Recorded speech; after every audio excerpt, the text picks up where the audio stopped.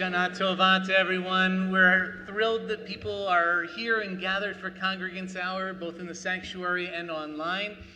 When last I checked, there were 36 accounts online, so that's double high in my book, and makes for a pretty darn good Congregants Hour online. Here in the sanctuary, a wonderful crew of people. Wave your hands in the air if you've never been to Congregants Hour before. Oh, Rabbi Weiss, thank you for telling us. Yeah, okay, that's good, okay, excellent, great. If you've never been to Congregants Hour before, you are truly in for a wonderful treat. This is a very special thing that doesn't exist in many congregations, and the thing that unifies all the congregations where this does exist is that they're all places where Rabbi Steve Fuchs was the rabbi, or something like that. It's not entirely true, as there were other colleagues of Rabbi Fuchs that he shared this idea with and that adopted it over the ages in various different formats. But Congregants Hour is a beautiful way in the middle of the Yom Kippur day to hear stories. And stories are ultimately what is truly holy and wonderful and meaningful. And so I am very grateful to the three individuals who will be sharing their stories today. And I am deeply grateful to Marion Miller, who is my partner in thinking about Congregants Hour and trying to give it some flesh and cohesion to it, and has been dedicated to Congregants Hour at Temple Isaiah since the very beginning. Yes, almost since the very beginning. And I'm going to let her do a couple of more words of introduction and such. I will note that the temperature in the room should go up just a tiny little bit, only just because I took my robe off. But just kidding, because we did actually raise the temperature in the room. We recognize that at a certain point in the day, we have to keep you awake by whatever force is necessary. So if it gets refrigeration cold later, you'll know that's why. So, Marion. I'd like to first start off, as we often do, is asking everybody who has spoken at Congregants Hour, if you could please stand. Okay. So almost half the people here have spoken. And I do this to honor you, but also to let the speakers know that they have a very warm and friendly audience here. For the first time in a while, I read the rabbi's message in the front of the brochure, and I thought it was lovely. And I particularly liked when he said, "It is true that inside our personal stories is the power to connect us to one another, to elevate our souls, and to connect us to the one we call Avinu Malkeinu." And I think it's very consistent with Rabbi's sermon today, and it gave me pause to think about why we do this every year. And it was a tradition started by Rabbi Fuchs, if that is true. We have three wonderful speakers today, and I'd like to you can read their bios, but I'd just like to say a word or two about each one. Alisha Rovner, I'm doing this in alphabetical order, has been in the emerging young leaders cohort that we had, and she was also on the assistant rabbi search committee. So she's been very involved in the temple. And she's also been on the board of Beit Yeladim preschool and has been president of their board for 3 years. So very involved in the Jewish community. And we're very happy to have you here, Alisha. Thank you. And we have Lori Rudolph, and Lori and I have so much in common. She doesn't know this, but as I wrote her bio, I thought she could be my little sister, or almost my daughter, probably. Lori and I both went to Goucher. I went as well. She was a sociology major there, so we have that in common. She works for the Howard County Public School System, from which I retired after 33 years. She's a teacher of blind and visually impaired students in the county. And the third thing we have in common is that she's a member of the Temple Board. And so we're very happy to have you, Lori. Thank you for agreeing to speak. And then Ellen Saval, who's a very special person to me. Quite separate from her bio, she's somebody who also reaches out to other people. And at a time when I needed comfort and someone to talk to, she was there for me. And she didn't know me. She was just an acquaintance at that time, but reached out. And I certainly appreciated that, Ellen. Ellen has 3 children and grandchildren, and I loved that we had so much in common. When I wrote about her hobbies, I could have been writing about my hobbies, so that made me happy too. She appreciates the arts, playing mahjong, reading, dancing, dining, spending time with her family and friends, traveling, and most of all, grandparenting. And I love that she chose, of all the many, many activities that she does in community service that she does, that she chose to write about the fact that she and her family do clowning.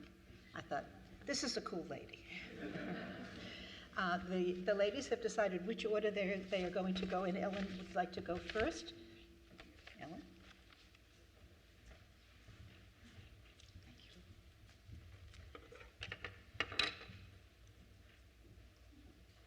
Thank you, Rabbi and Marion. Good afternoon, everyone. In November 2008, I was at a conference at the Baltimore downtown Hilton. And many people on the second floor, which is where the conference was held, would be looking out this huge window that looked right onto Camden Yards. And they were captivated by that. But what really intrigued me was this amazing piece of art. It was huge, it was colorful, it was glittering, and people were actually touching it. Because in a museum or in a gallery, you can rarely touch art, but here there were no signs other than the name of the artist underneath. The name of the artist was Loring Cornish. And I wrote down the name and I figured I'd love to see more of this person's work.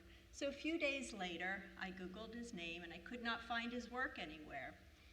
But I did find his name and I found his phone number, and he was in Baltimore. So I called him, and miraculously, he answered the phone. And I said, "Where can I see your work?" And he said, "Well, I have 2 row houses in the hood. You're welcome to come anytime." So I said, "Okay." And I said, are there certain hours? And he said, "You can come anytime. I keep my doors unlocked." Okay. So the next day, I was meeting my husband downtown Baltimore, and I wanted to fit in an opportunity to see Loring's art. So as I approach his homes, they were easy to pick out. From the bottom of the step to the roof of his house was glass mosaic. One house said faith, and the other house said Jesus. He greeted me on the steps. We walked into the house, and all of a sudden, everything was dark. There were no lights in this unconventional house. He took a light bulb and he screwed it into a socket, and it illuminated part of the room, and I could see that he transformed the inside of the house just as he did on the outside. So it was embellished with glass and tile and paint, the floors, the walls, no furniture, but additional art hanging on the walls. We went from room to room in his house with that one light bulb and screwed it into a socket so I could see what was in that room. There wasn't much furniture. There were no beds. There was a couch and a couple chairs. And I asked him where he slept, and he said, "Oh, he doesn't have a bed. He'd had one, but he would sleep too much, so he just works 24, 48 hours at a time, sometimes more, and just collapses." Okay. He spoke about an exhibit that he was going to have at Morgan State University that was coming up. It was going to be about the civil rights and black struggles. And he spoke for a long time about his crosses, and he was almost praying when he was talking about his crosses. There were no price tags on anything, and I saw a couple pieces that I was interested in, and I reluctantly asked him, how much is this, or how much is that? And he told me they were in the hundreds of dollars. And I said to him, could I come back on the weekend? It was my birthday. I wanted to bring my husband. And he said, sure. So these are the 2 pieces that Paul and I bought. The piece that has actually 2 pieces in it, that was, Loring repurposes things. So those are refrigerator doors that he used as canvases. They were beautiful. As we were putting these heavy pieces, because they're embellished with glass, as we were putting these in the car, Loring said, "Do you have somebody to hang them?" It never occurred to me I'd need somebody special to hang them, but they were very heavy, and he said, "If you pick me up, my car's not working, if you pick me up, I will be glad to hang these pieces of art." So it was great. The next day, my husband, Paul was going to the Ravens game, and he picked up Loring on the way home and brought him over to our house, and the two of them spent 4 hours going to Home Depot and working to get these heavy pieces of glass hung up. While they were working, I was making dinner, and I invited Loring to stay for dinner, and he said, "Oh no, I can't stay. I have a lot to do. I'm working on this exhibit for Morgan State." And I said, "Okay." So as any Jewish mother, or any mother would do, packed up a meal for him and hopefully lunch for the following day, and sent Paul on his way with Loring to drop him off. A couple days went by, and every time I walked by these pieces, it just made me smile. They were bright and brilliant and just beautiful. So I called him just to say, thank you so much, and have a good life. Because when I was in his house, I did ask him, can I help you with something? Can I help get the word out that, you have all this work here? And he had said no. So when I called him, he said, everything had changed. I said, what has changed? And he said his exhibit at Morgan State was going to be about blacks and Jews and their similar struggles. And he asked me, how do you spell menorah? And I said, what do you know about Jews? And he said, not much. So I said, well, I had never mentioned I was Jewish, but I guess he saw things in my home that led him to believe I was Jewish. And I said, can I bring some things to your home so that we can talk about Jewish history and our rituals, and so that you understand some of our struggles? And he said, that would be great. So the next week I packed up a few things and brought them to Loring. The one thing I asked him to read was Elie Wiesel's Night. I thought if we were going to talk about Jewish struggles, that would certainly give him some insight. And every week leading until the exhibit at Morgan State, I would meet with him and talk about different things. We talked about the first ghetto, which was a Jewish ghetto in Venice in 1516. And he said, I'm a black man that lives in the ghetto. I had no idea that ghetto had anything to do with Jews. So he made a lot of parallels. We learned a lot of things together. The exhibit at Morgan State was really amazing. As the weeks progressed, he would tell me what he was working on, and I would sometimes see it when I went to visit him, but he pulled everything together in a really beautiful way. The exhibit was only 2 afternoons, and when it was over, it was over. And a couple of weeks went by, a month, and I thought about him, and I didn't know where the exhibit, or if the exhibit would go anywhere. And Paul brought home this magazine or publication, the City of Baltimore Development Corporation's annual 2008 report. And he opened up the first page, and there was Loring's work. And it was affirmation to me. It made me realize, yes, other people value his work, and it has meaning. And I still didn't really know what I could possibly do or what was going to happen. And Loring had told me that he had exhibited at the American Visionary Art Museum a number of times. Raise your hand if you've ever been there. Okay. So I happened to run into Rebecca Hofberger, who is the founder and the director of the American Visionary, and I asked her about Loring, and she thought he was an incredible artist. And I said, why isn't he more established? And she said, he doesn't have anyone to help him. So I thought, well, I did ask him if I could help him, and he had said no, and I didn't know how I could help him. And then I called him a few weeks later, and I asked him, just to say hi, how are you doing? And he told me that the first piece he had made, the menorah, that he had asked me how you spell it, and he Googled it, and I brought him menorahs, and he said, that piece broke. And I thought, oh no. But knowing how he lived, and knowing that he probably crammed things into a room or a few rooms in his row house, is that, everything might break, so let me see what I can do. So I got in touch with the Jewish Museum of Maryland, and I had them come to see his homes, and they were blown away. And they loved hearing about the blacks and the Jews and their similar struggles, and right away they said, we would like to do an exhibit of his work. It took about a year and a half to actually have the exhibit come to life. And in that time, I asked Loring, can I help you? Can we have some open houses? Maybe you could, generate some money. And he said, okay.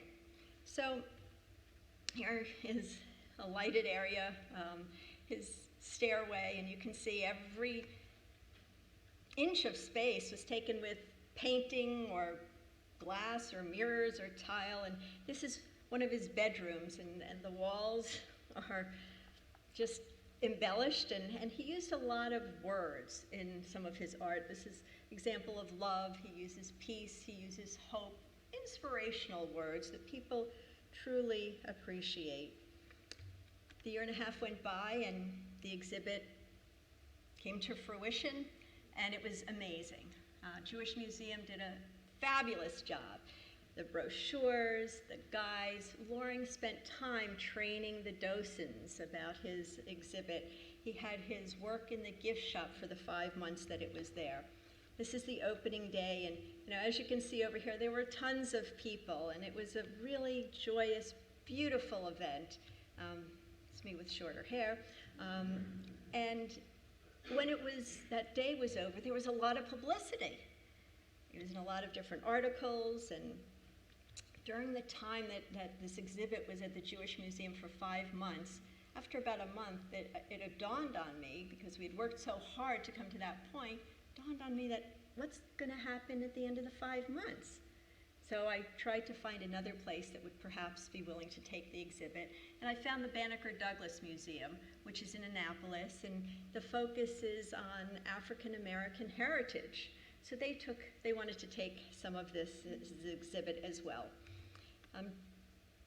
Loring decided that he wanted to open a gallery, and he picked a location on North Howard Street in Baltimore, which is Antique Row, and I did not like that space because there was no foot traffic. But that's what he selected, and that was very short-lived. When the exhibit went from, and the exhibit was called In Each Other's Shoes. There were a lot of shoes. March on Washington. Loring would often take, as with the refrigerator doors, found objects, discarded objects, and make that into art. And the idea of one man's trash is another man's treasure, this is so appropriate. Here we were, this is at the Banneker Douglas Museum, and Loring did everything for them as well. He led tours, talked to docents. I was there a number of times. There were church groups and synagogues and school-age kids, and everyone was so grateful to Loring and also to me. Many people came over to me because he would talk about our relationship as well and the fact that I was helping him with things. But it was fun to see that shalom in the Banneker Douglas. He moved his exhibit to Thames, which is in Fells Point, and was involved with other activities as well. The exhibit moved from Banneker Douglas to Hizikamuna. And there you see, a teacher sent me this picture. There he is with, looks like a halo on his head. You see the little note that she put on there. And he was just wonderful with kids and with teenagers, with adults, with seniors. He was pretty amazing. From there, the exhibit, or a portion of the exhibit, went to Johns Hopkins. They wanted to do an exhibit on the 50th anniversary of the March on Washington. That was an outdoor exhibit which presented new challenges, and it was very interesting how everything progressed. This is a picture of his bathroom, and as you can see on the walls in his bathroom, as in every piece of every room in his house, he had art hanging on art, and the Learning Channel contacted us about featuring him in a piece they were doing on insane bathrooms. So, at this time, or all of this time, my husband Paul has always been a great sounding board. We cycled through many different projects. My sons helped me with graphic arts, solving computer issues, and bringing people into the gallery. For those 5 years, it was exciting, it was creative, and I found Loring was a bit out there. I coordinated exhibits, applied for awards, helped with commissioned work, and more. Loring was in a good place. and he didn't need me as much, so it was time for a hiatus. We stayed in touch and remained friends.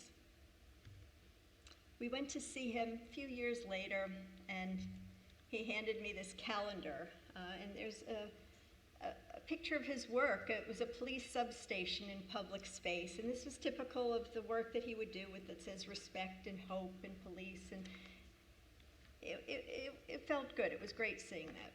A couple years went by, and I called him this past January. There's been so much going on with anti-Semitism, and I thought this might be a great opportunity to bring his exhibit back to life about blacks and Jews and their similar struggles. And when I called him in January, he said, oh, that would be a great idea. He loved that. Wasn't sure how I was going to accomplish that, but I thought I'd give it a try. And he said to me he is opening an exhibit, a gallery in Hamden, which is in Baltimore. And I said, oh, that's great. And he said, he doesn't have a name yet, but he's going to call me and let me know what the name is. And I said, okay. A few days later, he called me back, and the name was Shalom. And what he said to me is, I was going to call it Besheret, but I don't think anyone would know what that means. So I don't know if you can see on the side of his door, but I'm going to read to you what it says. It says, I named this gallery Shalom because I want to join the fight against anti-Semitism. Over the years, the Jewish community has shown me love, support, and a kindred friendship. My work in several synagogues, along with having an outstanding showcase at the Jewish Museum of Maryland titled In Each Other's Shoes, which chronicles the struggles of blacks and Jews collectively. I stand with the Jewish community and others in their fight against anti-Semitism. Our meeting 15 years ago turned into a wonderful alliance that ended up with the creation of an amazing exhibit about blacks and Jews, a gallery called Shalom, and a statement in his window of his concern about anti-Semitism in the middle of Hamden. Thank you for listening. Lashana Tova Tika Tevu, and as Rabbi Axler says, wishing you a meaningful Yom Kippur.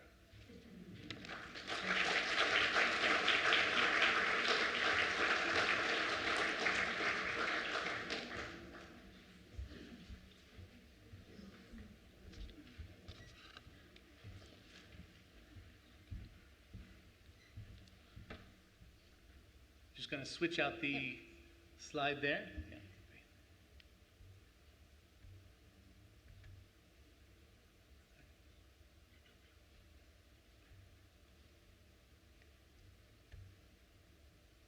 great. Okay. Oh, right, these are mine. Okay. Good afternoon, everyone. My name is Alisha Rovner, and I'm here to introduce myself and share with you my connection to Temple Isaiah and the Jewish community at large.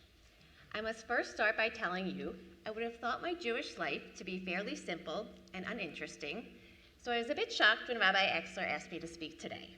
When he called me over the summer, he said, I have an ask of you. He continued, and I'm sure whoever he has asked things before, this will sound familiar. Although people tell me I stood in chart this way, you are allowed to say no. Well, Rabbi Axler is so beloved, there are probably very few asks that he could have to which anyone, me included, would ever dream of saying no. Yes, feeling a sense of responsibility to others and wanting to avoid guilt, these are complementary, if not somewhat neurotic traits I have honed from my earliest days in a mixed Jewish and Italian family. I was born and raised in southern New Jersey, where my mother and twin sister still live. Though Cherry Hill is thought to be the Jewish capital of southern New Jersey, my family would spend Jewish holidays in Philadelphia. Cousins, aunts, uncles, siblings, and parents, we would all cram around my aunt and uncle's dining room table in a small row house in northeast Philadelphia for Seders. These Seders are some of my fondest memories of family holidays growing up. In fact, when I started hosting Seders at my own house almost 15 years ago, I modeled mine after the ones that I used to go to at my aunt and uncle's house as a child. My aunt and uncle have attended my Seders, and it has been very meaningful to them that I have carried on their traditions.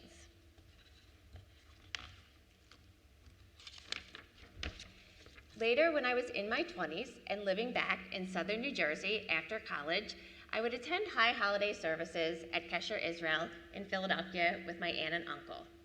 Their kids were grown and out of the house, and for several years, it was just my aunt, uncle, and I going to synagogue together. Our smaller family unit still felt really special to me.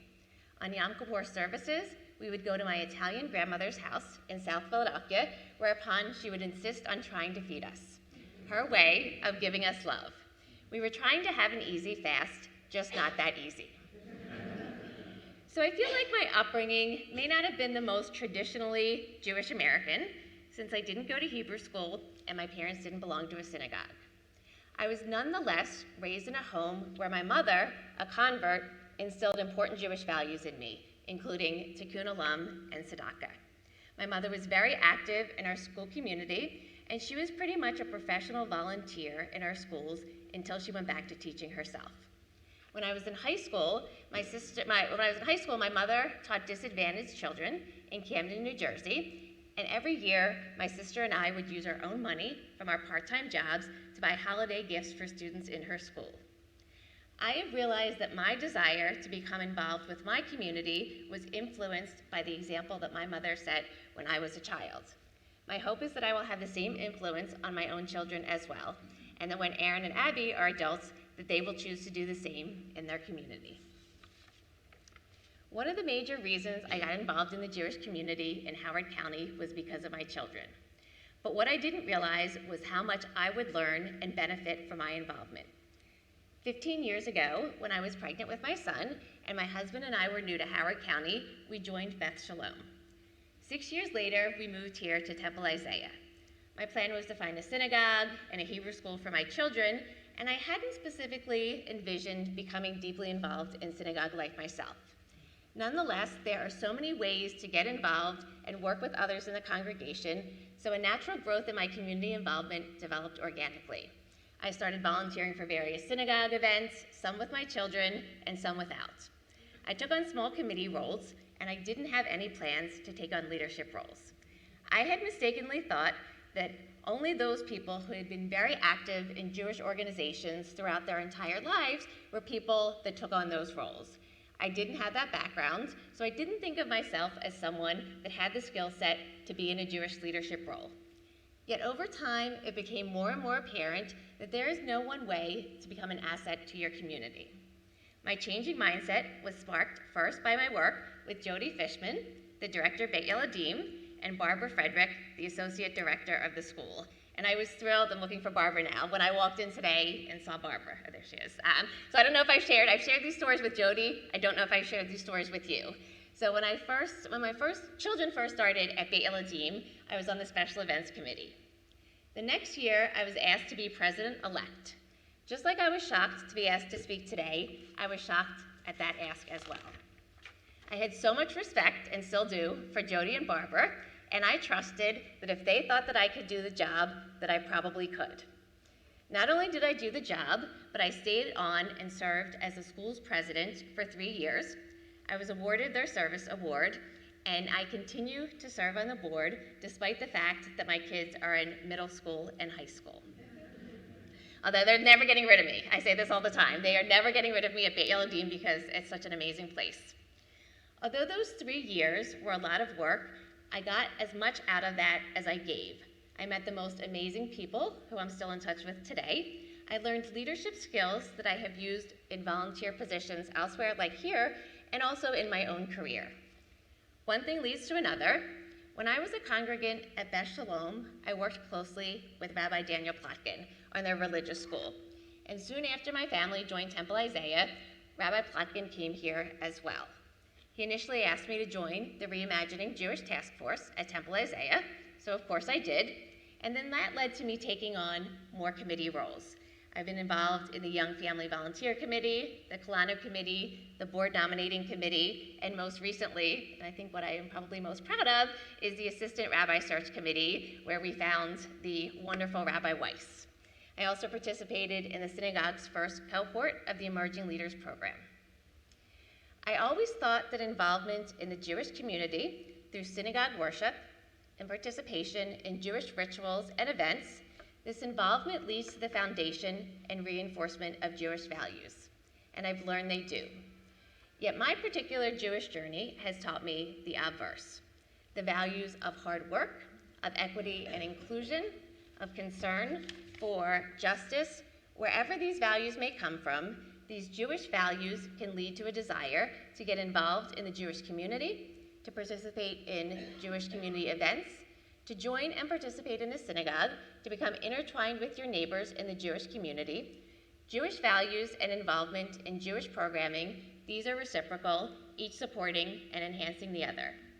I had not been so involved in my Jewish community in my earlier years, but I have been more and more as an adult.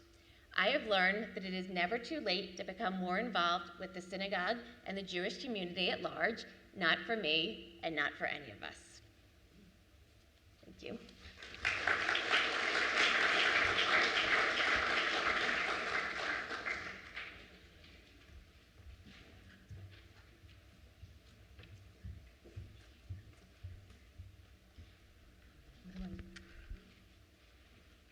Perfect. Thank you. And I'm hoping that everybody's having a meaningful Yom Kippur. My name is Rudolph, and my topic is a little bit off of where everybody else is. But first, I'd like to say that I had a difficult time with this presentation, fearing not doing justice to the memory of my family, the extent of which, in my husband Dan's words, would be a doctoral dissertation, or a watered-down version resembling what I did on my summer vacation essay. I do hope I struck the right balance. Many of you have heard me speak about my familial connection to the TI Ostrava Holocaust Torah, but please indulge me for a moment while I provide a quick background for those who haven't heard before. Back in 2016, while my sons were preparing for their B'nai Mitzvah, we learned that our congregation was the trustee of a Torah scroll that had been rescued and hidden during the Holocaust. It originated from the city of Ostrava and hidden away in Prague. Some brave people from the Jewish community in Prague convinced the Nazis that they may want to keep Jewish artifacts for historical purposes and asked all of the Jewish communities in Czechoslovakia to send their Torah for safekeeping. Once they cataloged everything for the Nazis, these people too were taken to the camps. Since many of these communities were decimated, no one returned for their Torah, and those who hid them had been murdered, so they remained in hiding. On February 10th, Temple Isaiah, along with communities around the world, will be celebrating the 60th anniversary of the transfer of 1,564 Torah scrolls to the Westminster Synagogue in London.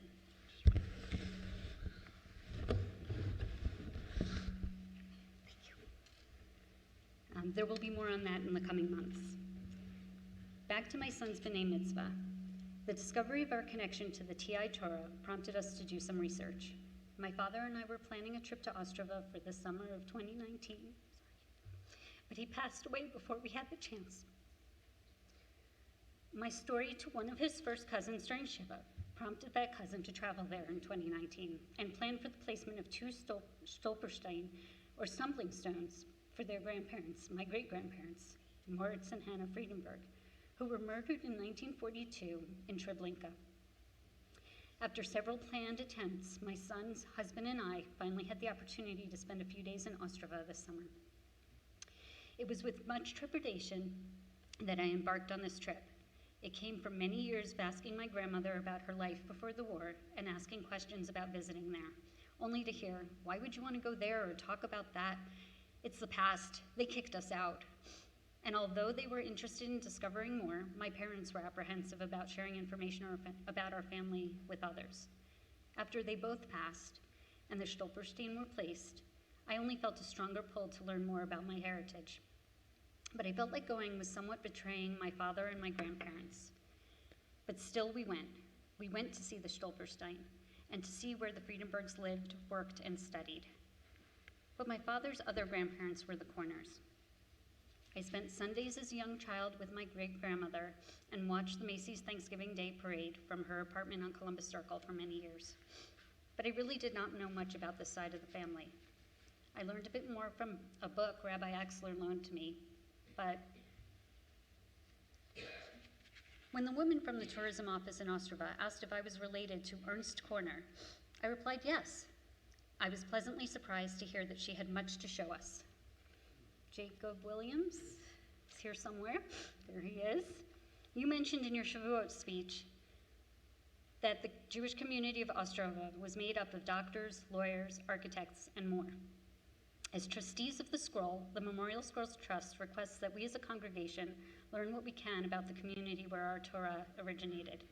Well, I'm going to bring the past and present together and introduce you to my family on my father's side as representatives of the Ostrava Jews that lived peacefully and productively in Ostrava before World War II.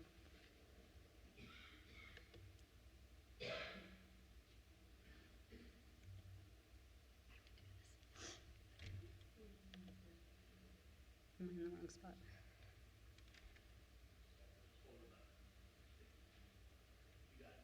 This, okay, sorry. The first one was a map of the Czech Republic. It's just about a 3-hour train ride from Prague to Ostrava. This is one of the synagogues that make up the Jewish Museum in Prague. It's made up of a number of synagogues, and it housed Jewish artifacts during that the Czech Jews had sent to the Jewish community in Prague for safekeeping. And this is just a map of current Ostrava. Sorry, it's very hard to read. This is the city hall that I knew from my grandfather's driver's license papers. It's where my grandparents had their civil wedding service. And today, this is what it looks like. There was something so familiar about being there, beyond just being a picture. The next few pictures are just aerial views from the top of the tower of the city hall of Ostrava, and that's the Ostravas River.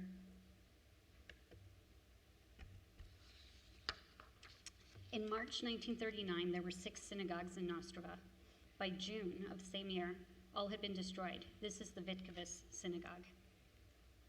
This is what's there now, and this is what the synagogue would look if it was there in its place. These are slides that were shared to me by the tourism office. This is a Jewish reading room, similar, what's there now, and superimposed. Another synagogue. It's a highway. That's the Orthodox synagogue.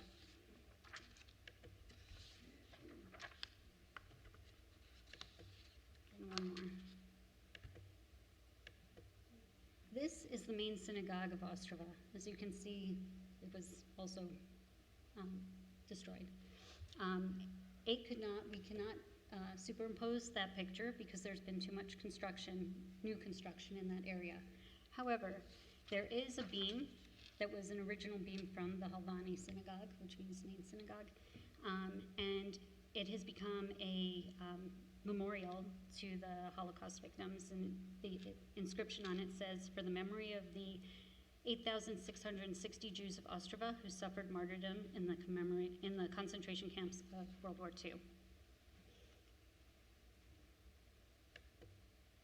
So the next few pictures are buildings that were designed by my great-uncle, Ernst Korner. They consider him a very famous and important architect for their city, and I had been told that most of them had been destroyed.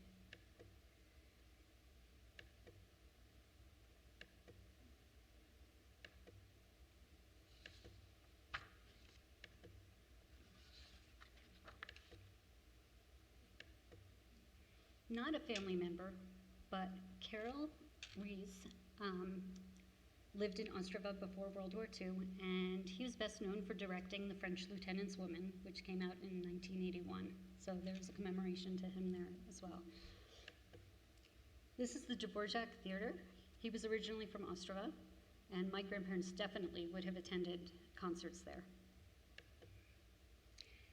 Known for its ironworks and its coal industry, Ostrava previously was. The ironworks are where my great-uncles, Emil and Benno Korner, worked. My grandfather, Siegfried Friedenberg, was the doctor there. They currently use it for a major summer concert festival. And while Taylor Swift has not played there, One Republic, Ellie Goulding, and Macklemore were headliners this year. This is the Jubilee Colony.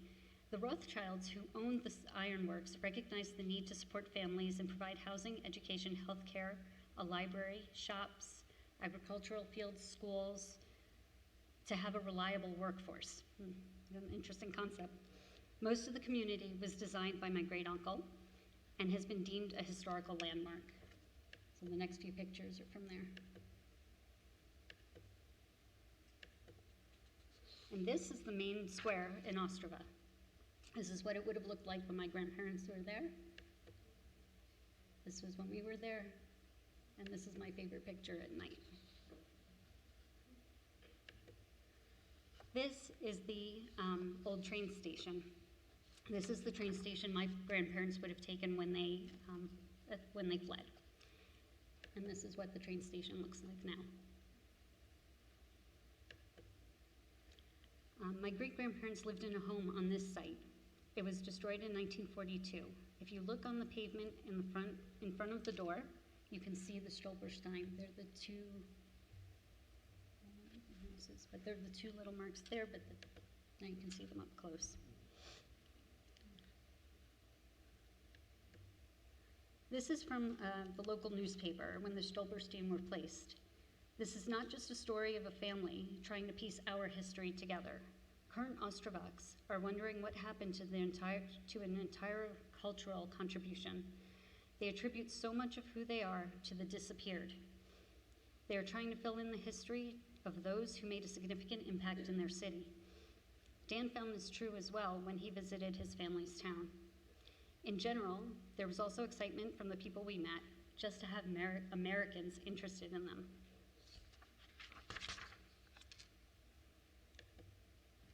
So I'm glad to have these pictures of my family, but so many are absent.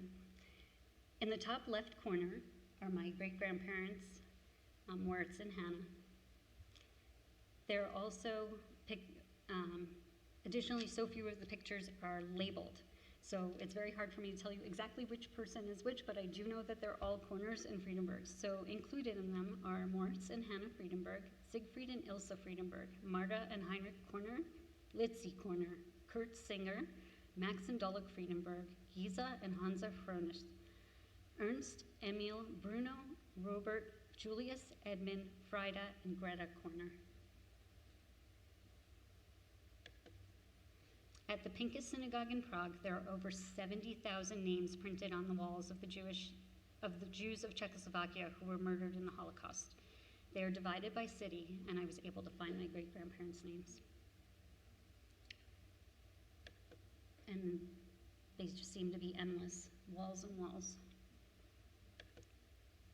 On the left is my grandfather's passport from March 14th, 1939, and the Western Union telegram on the right is from my great-aunt, telling my grandparents that only 3 of them returned, that all the others died in the camps. My father's parents, one set of grandparents, and some of his uncles escaped before the mass deportation of the Ostrava Jews in 1942. They were the lucky ones. In fact, my grandparents actually left on one of the last trains on March 14th, 1939, literally as the Nazis were invading the city. My great-aunt described it in her oral history, which is in the Holocaust Museum in DC. She became part of the resistance and was the only one that I am aware of from both sides of the family who returned to the war and worked with the new Czech government to reunite families until the communists came in and she fled to Australia. My other great-grandparents and countless cousins were murdered. Tomorrow marks 81 years since my great-grandparents were deported to Terezin. In 1939, there were approximately 10,000 Jews in Ostrava. After the war, only 250 returned, and today less than 100 identify as Jews. Now to the crux of it. None of us are from here, really. You might have to go back generations to figure out where to start. It is great and important to go and visit Israel, but it is equally important to explore your more recent roots. It was the goal of the Nazis to destroy the Jews, as was the goal of countless others in our history. While you and I are here and proof that they didn't succeed, you can't let your history disappear either. Tell your children. If you don't, they'll be left with a tub of pictures, most of which they will not understand or have a connection to. if we don't pass on our stories to our descendants, then who will? And then, de facto, has he won? I never met my great-grandparents that were murdered, yet I feel an incredible connection to them.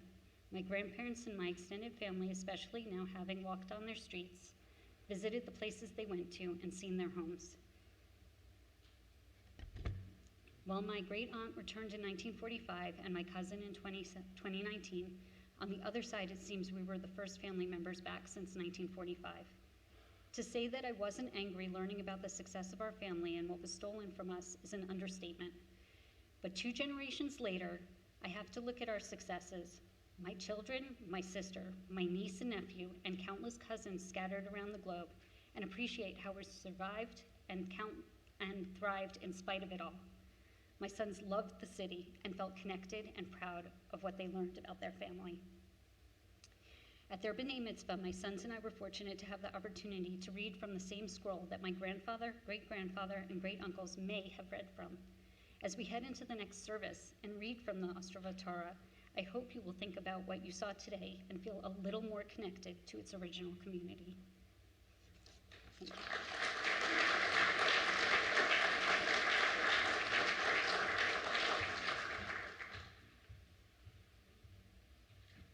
So all 3 of you have told extraordinary stories, really just extraordinary stories, and I am so grateful alongside your congregation for you sharing your stories. The hope is maybe that there are a couple of questions that might have been inspired by the stories that were told. So what I would love to do so that folks could hear the questions regardless of where they are is to invite the 3 of you perhaps to come back up, all 3 of you, and to see if there is anyone here who is inspired by a question for all 3 or anyone in particular in the amongst our congregants, our speakers. So.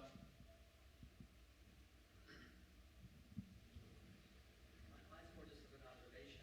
Observations are also kosher. Yeah, I just thought it was really interesting that I meet people in life that take chances, that see opportunities and they just walk right past them. And I think the stories that I heard in all 3 cases, speak to that. And it's so rich that you can then share that with us. I just think that's interesting how many times we walk away and don't make a difference in other people's lives that you guys do. And you extend to the 3rd speaker, extending the history where potentially it was broken for so many people, and then giving that message to us. But all 3 of you, excellent job, and I appreciate all of it. All right. Anybody with additional questions, specific or general, or observations? It's a very quiet crew. Oh, I see one and one. Was over here? Was that Chuck? This was a question for Lori. You referred to stopping stones. I wonder if you could say a few words about that. Because my family also has. Come to the center. So the Stoberstein were created. They're called stumbling stones because they're kind of meant to be part of the environment, right? And the streets are the cobblestones. And they're not made big because the idea is that you should have to bend down to read them to pay respect. They are all over the place. There is a gentleman from Germany who does set them, and he is the one who sets them. So it's not that you can just say, I want a Stolperstein. You have to prove that your family lived there. There's a lot of ways to show that. And you just have to keep your eyes open for them because we saw them in many other cities as well. So, but they are around Europe. And I think there are 90 or so in Ostrava, I believe. So, did that get? I would like to know how you came to the decision to reach out. That is an amazing story.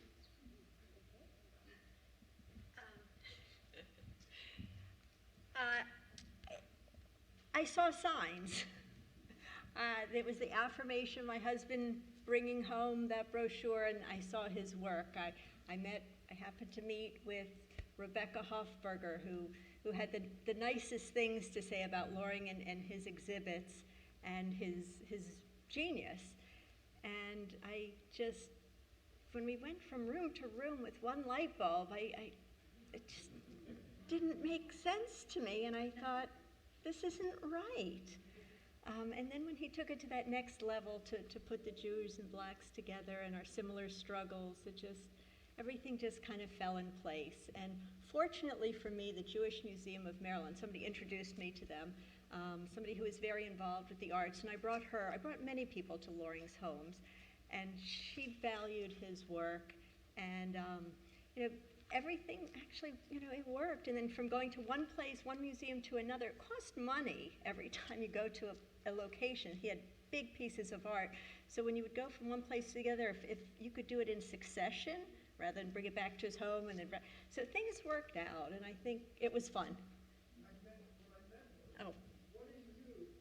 I'd like to know the process. Have you always been like this? The question for those on Zoom is whether Ellen has always been like this. I think that's actually a question that I could come right over here for. Honey, any thoughts?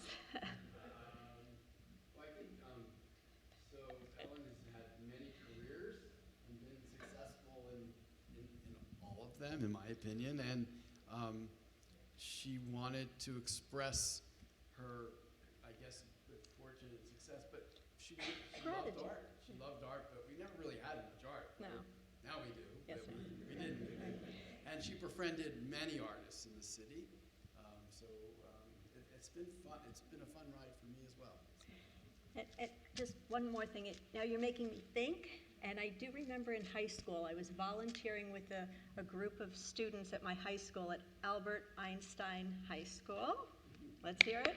A couple gentlemen out here in Montgomery County. And I was this girl in the class. She needed help with a lot of different things, and then when the summer was about to happen, I asked the teacher, what does she do all summer? She said her parents work, and she sits home and watches soap operas.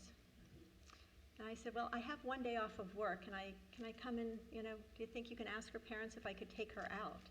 So I guess if, we all see, if there's a need, and if we can provide, whether it's comfort or support or whatever it is. I think that I don't do more than most, but I think that I try. So thank you for the question. If there's one or two more questions, so I'm going to come 1 and 2, and then we'll wrap up our Congregants Hour for 5784. Alisha, just a comment. Yes. I find your story of coming late to volunteerism very interesting. I had a similar experience myself, but I must caution you that if you're not careful, you may find yourself the president of Temple Isaiah. She didn't say anything about whether she's serving on the nominating committee this year. This is a tiny, is this working? This is a tiny comment that I didn't think was relevant, but you mentioned Albert Einstein High School. Do you know what his birth date was? I don't know the year, but the day was March 14th. I happen to be born on March 14th, but a different year. Thank you. So here's what I'll say. One of the things I love about Congregants Hour, I love everything about Congregants Hour, especially the ability to sit next to Pam for an hour. That's a good part too. But what I spoke about earlier during my sermon about the idea of seeing people as individuals, synagogue is a community and a place where we can get to know someone here, right? And then we can get to know them here. And then if we're really lucky and people are vulnerable enough and willing enough to share from the depths, we get to really know them. And all three of you, just like everybody who's spoken at Congregants Hour in all of the previous years, has shared from your depths, something with your community. Everyone here knows something deeper about you now. And I'm so grateful to you because with each of you, I learn new things about you in this process of Congregants Hour. I will drop a little seed and a hint, which is that Marion asked all of those who had previously spoken at Congregants Hour to rise. I will counterbalance that by not asking everyone who hasn't yet spoken at Congregants Hour to rise, but just to say, we take notes, but we also take volunteers. If you've got a story to tell, and let me tell you, every single person here has a story to tell, we'll look forward to next year and the next year and the next year as Congregants Hour remains one of these truly treasured institutions of Temple Isaiah. So thank you to our speakers. Thank you to Marion. Thank you to everyone for gathering. We're going to continue on with our afternoon services in just a few minutes. And if you missed the connection point that Laurie was talking about, there are not a lot of times during the year when we read from our Ostrava Torah scroll. It is not a kosher Torah scroll. I describe it as a uber kosher Torah scroll. So it has been damaged to the point where it can't be repaired to become a technically kosher Torah scroll. But for me, its history and its story puts it on a significantly higher spiritual plane. One of the times when we read from this Torah scroll is Yom Kippur afternoon, when shortly Rabbi Plotkin will read from this scroll, "You shall be holy as I, Adonai, your God, am holy." There is holiness in these stories. There is holiness in every single thing that we share with one another. Thank you so much for adding to the holiness of Yom Kippur and the meaning of being together. So we'll give a few moments for people to reapportion themselves, but we're going to continue on in just a few with afternoon, Yizkor, and Ne'ilah services.